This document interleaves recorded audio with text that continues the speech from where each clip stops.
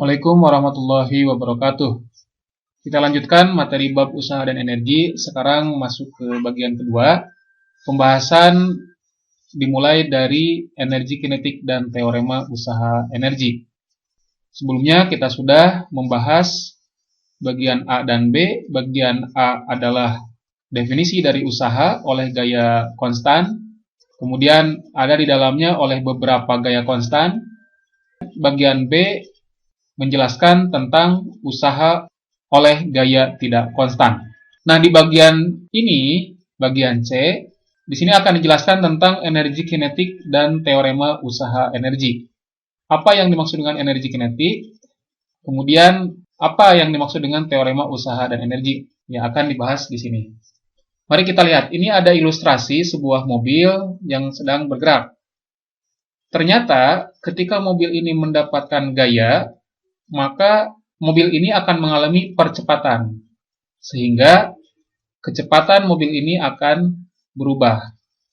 Kalau mobil ini mendapatkan gaya, berarti dia mendapatkan usaha, karena mobil ini berpindah.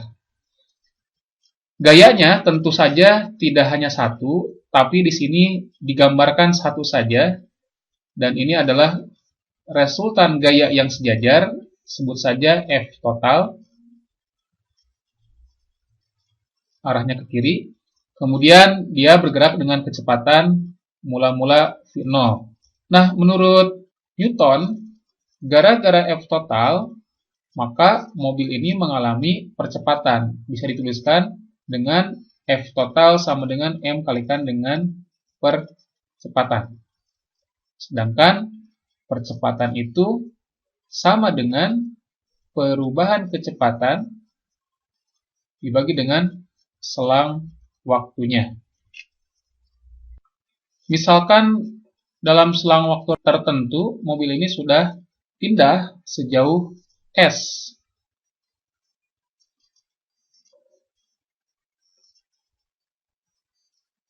Sejauh S.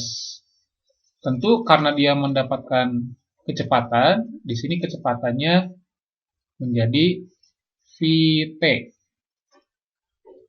Ini V0, ini Vt. Nah, kemudian kalau saya lanjutkan hukum Newton yang kedua ini menjadi F total sama dengan M kalikan dengan Vt dikurangi V0 dibagi dengan delta T-nya kita ambil T0-nya 0, jadilah ini T saja. Usaha yang dikerjakan oleh F total ini kepada mobil itu sama dengan F total dikalikan dengan besar perpindahannya. Atau ini sama dengan F totalnya M Vt dikurangi V0 dibagi dengan T kalikan dengan perpindahannya. S-nya ini bisa diganti dengan Vt plus V0 dibagi 2 dikalikan T ya, dari persamaan GLBB. Selanjutnya, usaha yang dikerjakan oleh F total sekarang menjadi M. T-nya ini saling menghilangkan dengan T yang ini. Kemudian 2-nya bisa kita simpan di depan. Lalu Vt min V0 dikalikan dengan Vt plus V0 jadi Vt kuadrat dikurangi V0 kuadrat. Jadilah ini setengah M Vt kuadrat dikurangi dengan setengah M V0 kuadrat. W-nya tentu di sini W total, karena gaya yang bekerjanya adalah gaya total. Nah, besaran setengah mv kuadrat inilah yang didefinisikan dengan energi kinetik. Jadi, energi kinetik itu didefinisikan dengan setengah M V kuadrat. Kalau kita lihat dari definisi ini, maka energi kinetik itu dimiliki oleh benda yang bergerak. Ada kecepatannya. W total bisa dituliskan dengan setengah mvt kuadrat, itu adalah energi kinetik akhir, dikurangi setengah mv0 kuadrat energi kinetik awal. Ini akhir dikurangi awal. Atau bisa juga dituliskan dengan delta EK, selisih energi kinetik akhir kurangi awal. Inilah yang dimaksud dengan teorema usaha energi. Jadi gara-gara ada usaha total yang bekerja pada benda, maka terjadilah perubahan energi kinetik pada benda. Kemudian yang ini adalah definisi dari energi kinetik, yaitu energi yang dimiliki oleh benda yang bergerak. Kita lihat contoh soal teorema usaha energi, usaha yang dilakukan pada mobil. Tentukan usaha yang diperlukan untuk mempercepat sebuah mobil dengan massa 1000 kg dari 20 meter per second menjadi 30 meter per second. Ini gampang saja diketahui di soal. Massanya 1000 kg, lalu kecepatan awalnya V0-nya 20 meter per second, kemudian menjadi 30 meter per second, berarti ini kecepatan akhirnya 30 meter per second. Yang ditanyakan adalah usahanya. Oke, langsung saja kita terapkan teorema usaha energi yang sudah diturunkan di slide sebelumnya, yaitu usaha sama dengan delta EK. Usaha sama dengan EK akhir dikurangi EK awal. EK akhir sama dengan setengah mvt kuadrat. EK awalnya setengah mv0 kuadrat.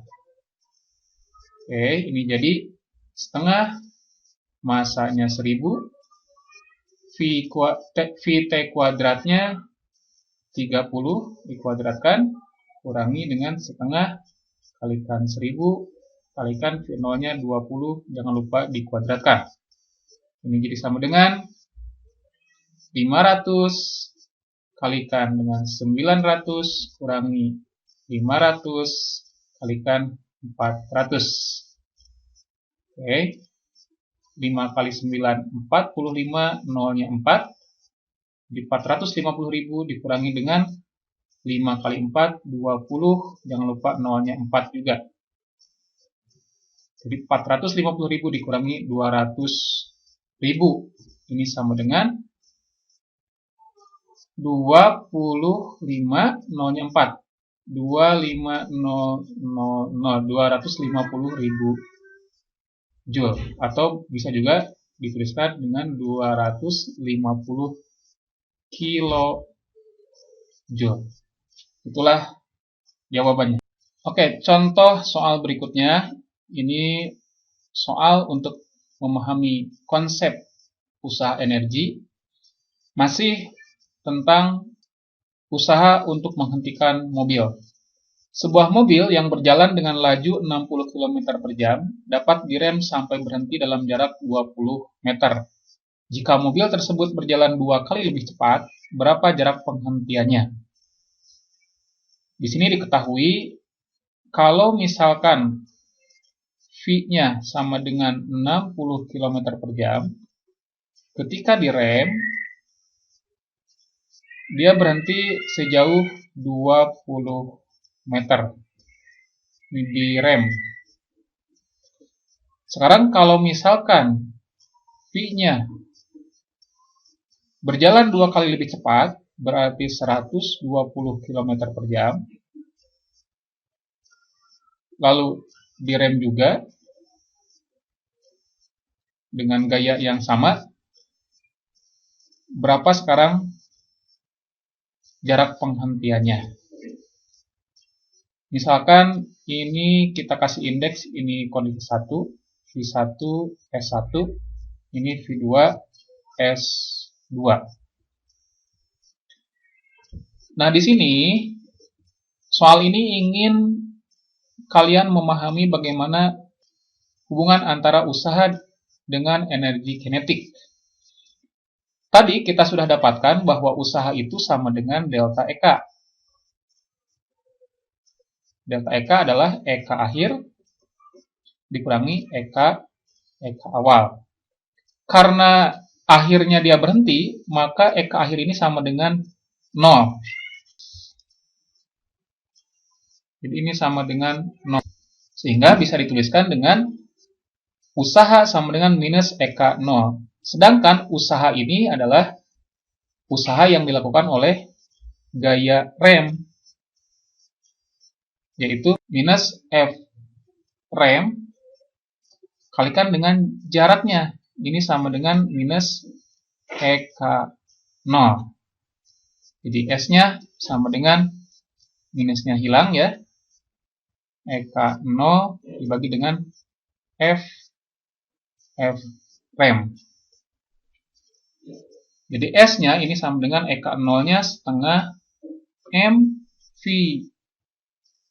0 kuadrat dibagi dengan F rem. Dengan M dan F rem yang tidak berubah, maka ini bisa kita simpulkan bahwa jarak penghentian itu berbanding lurus dengan kecepatan awalnya dikuadratkan. Jadi kalau misalkan kecepatan awalnya 60 km per jam, lalu S-nya 20, maka kalau kecepatannya 120, ya S-nya berarti bisa dengan mudah kita hitung. Kita tinggal bandingkan S2 banding S1 sama dengan V0 yang kedua dikuadratkan dibagi dengan V0 yang ke-1 dikuadratkan. Jadi ini S2 dibanding dengan 20, ini sama dengan 120 kuadrat dibagi dengan 60 kuadrat, atau dituliskan seperti ini. Jadi ini sama dengan 120 dibagi 60, itu 2, jangan lupa dikuadratkan. Jadi ini 4. Maka S2-nya sama dengan 20 kali 4, 80 meter. Baik, kita masuk ke pembahasan yang berikutnya, yaitu energi potensial. Yang dimaksud dengan energi potensial adalah kemampuan yang dimiliki benda untuk berusaha dikarenakan adanya posisi terhadap titik acuan tertentu. Jadi energi potensial ini berkaitan dengan posisi benda tersebut terhadap titik acuan. Contohnya saja energi potensial gravitasi. Kita lihat misalkan ini energi potensial gravitasi. Katakanlah di sini benda ketika di ketinggian Y1 dari permukaan bumi. Misalkan permukaan buminya di bawah. Dia tingginya dihitung dari bawah itu Y1. Kemudian benda ini diangkat ke atas ke ketinggian Y2. Nah, sehingga benda berpindah sejauh Y2 dikurangi Y1. Nah, ketika benda berada di sini, benda ini mendapatkan gaya berat, gaya gravitasi bumi yang arahnya ke bawah, sebesar mg. Bukti bahwa dia memiliki energi potensial adalah ketika saya lepaskan, misalkan ini bola ini dipegang. Ketika bola ini dilepaskan, maka dia bergerak ke bawah. Artinya dia berarti melakukan usaha. Meskipun dia diam, dia memiliki potensi untuk berusaha. Dibuktikan dengan ketika dilepaskan. Oleh karena itu disebut dengan energi potensial. Nah, untuk membawa benda ini ke atas, ke ketinggian Y2, minimal kita harus memberikan gaya kepada bola ini yang arahnya ke atas. Sebut saja ini F eksternal atau gaya luar. Nah, yang besarnya minimal sama dengan gaya beratnya, mg. Nah, maka usaha yang dilakukan oleh gaya eksternal ini sama dengan F eksternal dikalikan dengan perpindahannya. Y2 dikurangi Y1. Nah, F eksternal ini dia besarnya sama dengan mg, ya. Kenapa? Supaya benda ini minimal bisa berpindah tanpa mengalami percepatan. Dia sama dengan mg, ya. Maka ini bisa dituliskan dengan mg Y2 dikurangi Y1. Itu gaya eksternalnya. Kemudian, selama benda ini berpindah dari Y1 ke Y2, gaya gravitasi juga dia memberikan usaha kepada benda ini. Dan di sini bisa dituliskan usaha oleh gaya gravitasi oleh mg itu sama dengan besar mg-nya itu sendiri, kemudian dikalikan dengan Y2 dikurangi Y1. Hanya perlu diingat bahwa di sini mg arahnya ke bawah, sedangkan perpindahnya ke atas. Berarti dia berlawanan. Maka di sini bisa dituliskan dengan minus mg Y2 dikurangi Y1. Nah, perlu diingat di sini, perhatikan, di sini ada W eksternal, di sini ada W mg. W eksternal itu adalah usaha oleh gaya eksternal, sedangkan WMG adalah usaha yang dilakukan oleh gaya beratnya. Bedanya adalah ada minusnya. Nah, sekarang yang WMG ini bisa saya tuliskan dengan minus dari MG Y2 dikurangi MG Y1. Nah, besaran MG Y2 dikurangi MG Y1 ini adalah yang dimaksud dengan energi potensial. Energi potensial yang dimiliki oleh benda di ketinggian Y2 dan energi potensial yang dimiliki oleh benda di ketinggian Y1 terhadap bumi. Ini bisa dituliskan dengan minus. Ini MG Y2 itu energi potensial akhir dikurangi MG Y1-nya energi potensial mula-mula. Akhir kurangi awal ini sama dengan delta P. Itulah W oleh mg sebesar minus delta EP. Di sini perlu diberi keterangan bahwa WMG adalah usaha oleh gaya gravitasi dan delta EP adalah perubahan energi potensialnya. Persamaan WMG sama dengan minus delta EP ini memiliki arti jika usaha yang dilakukan oleh gaya berat positif, maka perubahan energi potensialnya negatif. Saya ulangi, jika usaha yang dilakukan oleh gaya berat positif, maka perubahan energi potensialnya negatif. Sebaliknya, jika yang dilakukan oleh gaya berat ini negatif, maka perubahan energi potensialnya positif. Contoh, benda dibawa dari bawah ke atas. Berarti usaha yang dilakukan oleh mg adalah negatif. Maka delta EP-nya positif. Artinya, energi potensial akhir lebih besar daripada energi potensial awal. Sebaliknya, kalau dari atas ke bawah, berarti usaha yang dilakukan oleh mg itu positif, maka energi potensialnya semakin kecil, sehingga delta EP-nya negatif. Oke, kita lihat contoh soalnya. Sebuah mobil dengan massa 1.200 kg bergerak dari titik A ke titik B, kemudian ke titik C. Ini titik A, titik B di puncak ketinggiannya 10 meter, kemudian titik C di bawah dari titik A 15 meter. Pertanyaan yang pertama adalah berapakah energi potensial di B dan C terhadap titik acuan A. Yang kedua, berapakah perubahan energi potensial ketika mobil bergerak dari B ke C. Yang ketiga, berapakah usaha yang dilakukan oleh gaya berat dari B ke C. Dan yang terakhir, berapakah usaha yang dilakukan oleh gaya berat dari C ke B. Oke, yang A.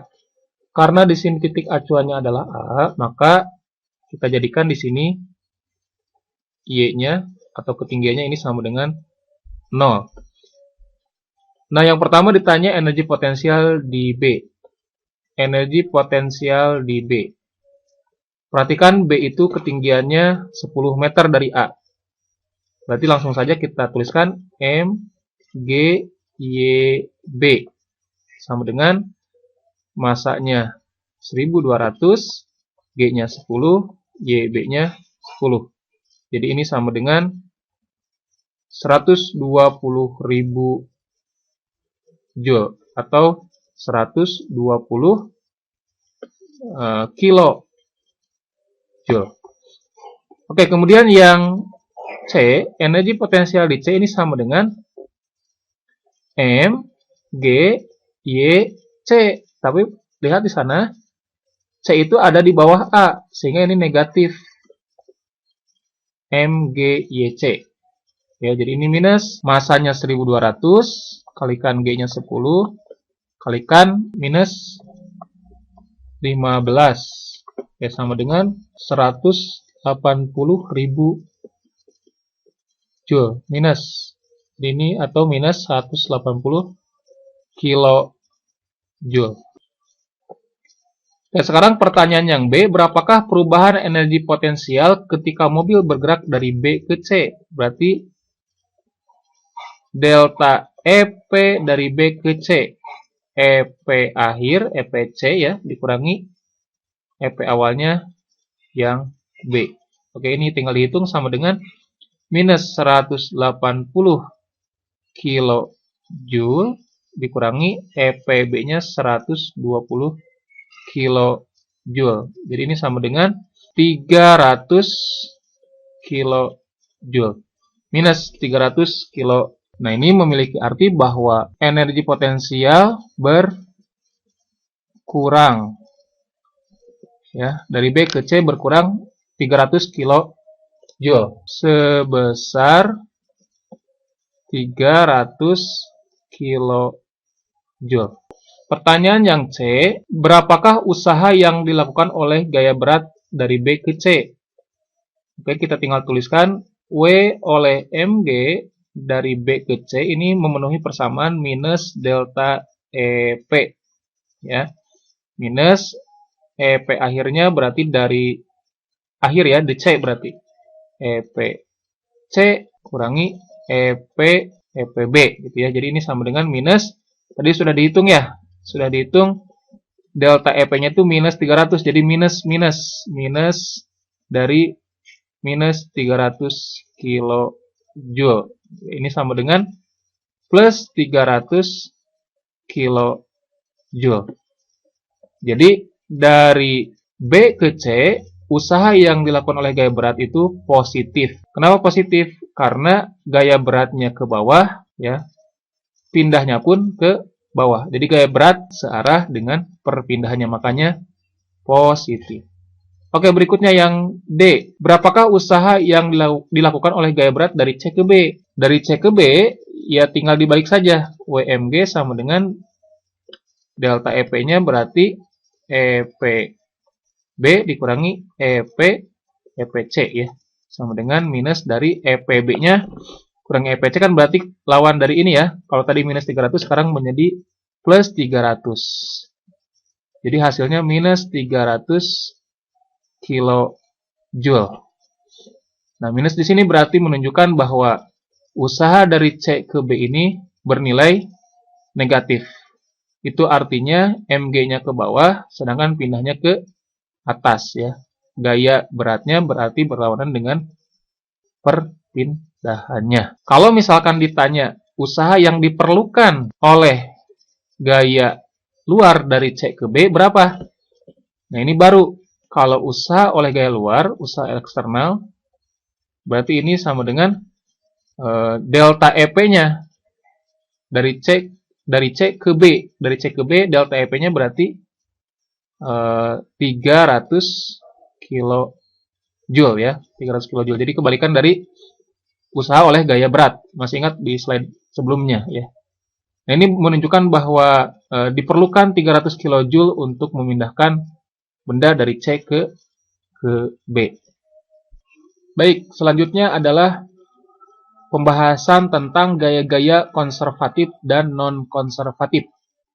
Yang dimaksud dengan gaya-gaya konservatif itu adalah gaya di mana usaha yang dihasilkannya tidak bergantung kepada lintasan.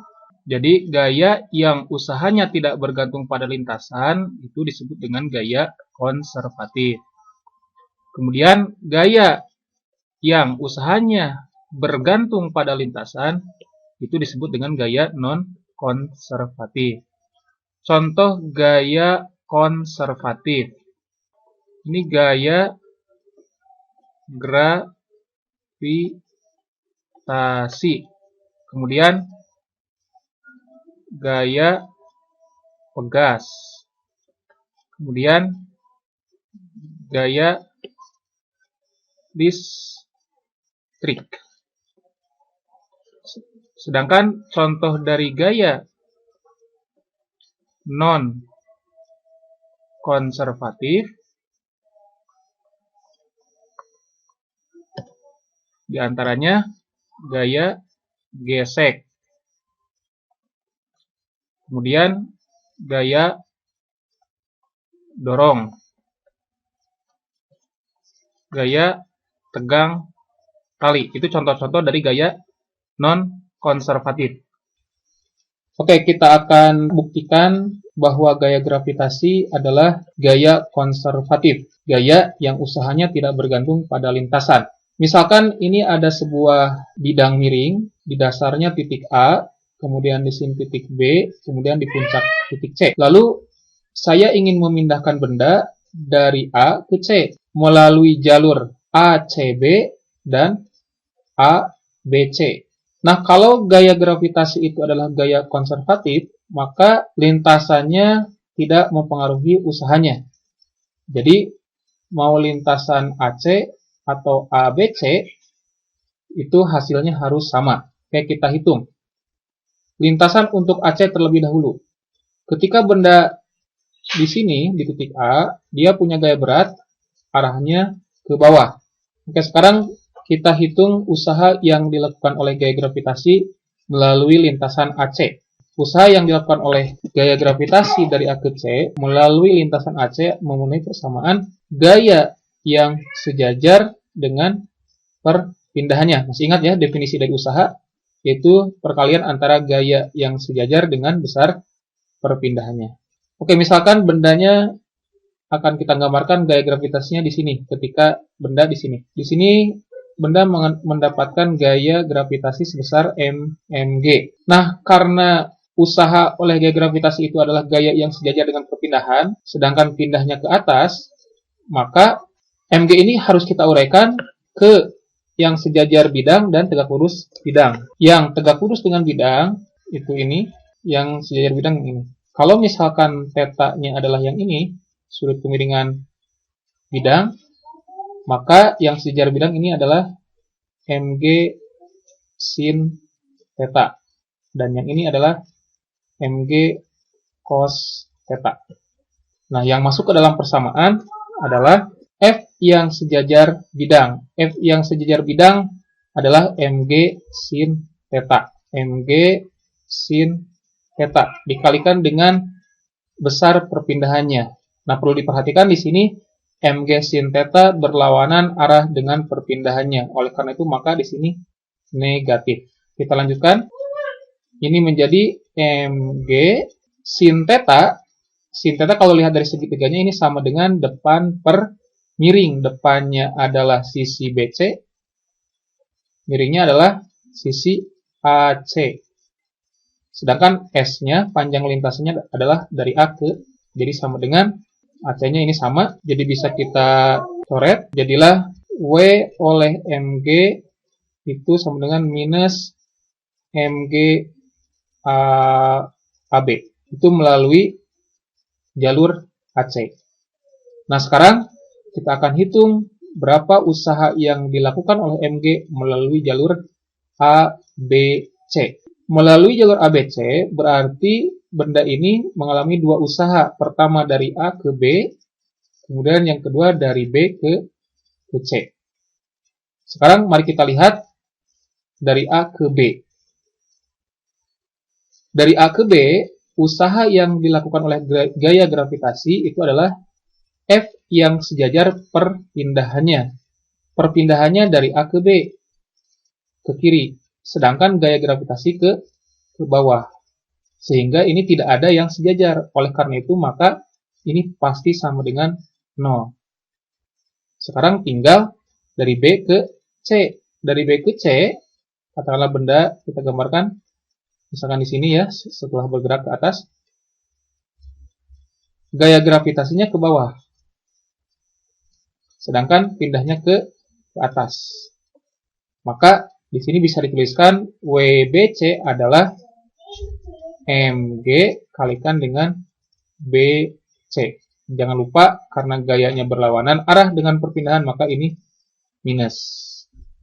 Oke, jadilah ini minus mg kalikan dengan BC. Kita bandingkan dengan yang atas. Ini mohon maaf diralat, ini salah ya. Harusnya jadi minus mgbc. Yang ini ya, minus, saya tuliskan ulang yang atas, ini jadi minus mgbc. Nah, ternyata hasilnya sama. Artinya, usaha yang dilakukan oleh gaya gravitasi melalui lintasan AC besarnya sama dengan usaha yang dilakukan oleh gaya gravitasi melalui lintasan ABC. Maka gaya gravitasi termasuk gaya konservatif. Gaya yang usahanya tidak bergantung pada lintasan, tapi bergantung kepada posisi awal dan posisi akhir. Kalau kita ingat kembali definisi dari energi potensial, di mana definisinya adalah energi yang dimiliki oleh benda karena posisinya terhadap titik acuan, maka ini pasti gaya yang terlibat pada energi potensial itu adalah gaya-gaya konservatif. Ya, gaya-gaya yang hanya bergantung kepada posisi awal dan akhir, tidak bergantung kepada lintasan. Jadi, gaya-gaya inilah yang mendefinisikan dari energi potensial. Maka bisa kita tuliskan usaha oleh gaya konservatif itu pasti sama dengan perubahan energi potensial. Contohnya tadi sudah, gaya konservatifnya adalah gaya berat. Begitupun nanti untuk gaya pegas berlaku minus delta EP. Begitupun gaya listrik berlaku yang ini. Tetapi tidak semua gaya menghasilkan energi potensial. Contohnya apa? Gaya gesek tidak dapat menghasilkan energi potensial. Gaya dorong pun sama, gaya tali pun sama. Energi potensial pasti melibatkan gaya, sedangkan setiap gaya tidak selalu menghasilkan energi potensial.